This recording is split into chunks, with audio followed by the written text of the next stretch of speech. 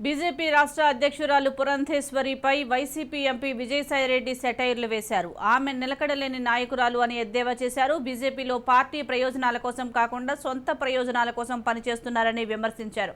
కుటుంబం గురించి మాత్రమే ఆమె ఆలోచిస్తారని, ప్రజల కోసం కాదన్నారు.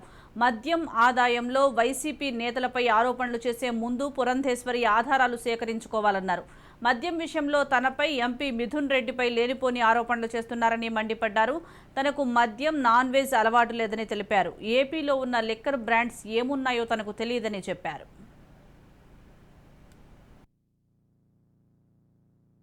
పురంధరేశ్వరి గతంలో కాంగ్రెస్ పార్టీలో ఉన్నారు. కాంగ్రెస్ పార్టీలో మంత్రిగా పనిచేశారు. కాంగ్రెస్ పార్టీ నుంచి బీజేపీ పార్టీకి వచ్చారు. అంటే తనకు ఒక నిలకడ లేనటువంటి రాజకీయ నాయకురాలు అన్నటువంటి విషయం స్పష్టంగా తెలుస్తుంది. సిద్ధాంతాలు లేవు, నైతిక విలువలు లేవు. ఇటువంటి వ్యక్తులు ముఖ్యంగా ఏ రాజకీయ నాయకుడికైనా వ్యక్తిగత జీవితంలో నైతిక విలువలు ఉంటేనే రాజకీయ నాయకుడిగా రాజకీయాల్లో రాణిస్తారు అన్నటువంటిది, ప్రజలు అభిమానిస్తారు అన్నటువంటిది సత్యం.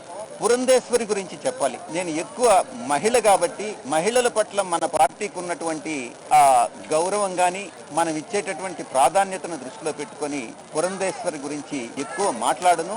అయినప్పటికీ కూడా తను మన వైఎస్ఆర్ కాంగ్రెస్ పార్టీని గురించి, నా గురించి, మిథున్ రెడ్డి గురించి మాట్లాడింది కాబట్టి నేను దీని మీద తప్పకుండా క్లారిటీ ఇవ్వాల్సినటువంటి అవసరం ఉంది. పురంధరేశ్వరికి ఒక నియోజకవర్గం లేదు. మీరు చెప్పండి, తన్నే చెప్పమనండి. తను ఫలాని నియోజకవర్గం, రాజ్యసభ సభ్యుడిని, నాకేం నియోజకవర్గం ఉండదు. కానీ పురంధేశ్వరికి ఈ రోజైనా, నేను బీజేపీ నుంచి గతంలో కాంగ్రెస్లో ఉన్నాను, గతంలో సోనియా గాంధీని ఏ రకంగా అద్భుతంగా పొగిడిందన్నటువంటిది నేను ట్వీట్లో కూడా చెప్పాను. ఈరోజు బీజేపీలోకి వచ్చి తన యొక్క స్వార్థ ప్రయోజనాలని, తన యొక్క కుటుంబ ప్రయోజనాలని, తన యొక్క సొంత అజెండాని ఏదైతే ఆమె ముందుకు తీసుకెళ్తుందే తప్ప బీజేపీ రాష్ట్ర ప్రయోజనాలని, రాజకీయ పార్టీ ప్రయోజనాలని తను పరిరక్షించడం లేదు అన్నటువంటి తెలుసుకోవచ్చు. పురంధేశ్వరికి తెలిసింది ఒకటే ఒకటి. పురంధరేశ్వరికి ఆమె కుటుంబం గురించి తెలుసు, ఆమె సామాజిక వర్గం గురించి తెలుసు.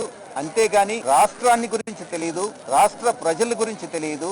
ఒక నియోజకవర్గం లేనటువంటి రాజకీయ నాయకురాలు ఆమె విమర్శించడం అన్నటువంటిది చాలా అర్ధరహితమైనటువంటి ఆరోపణలు ఆమె చేస్తున్నారన్నటువంటి విషయం నేను ఈ సందర్భంగా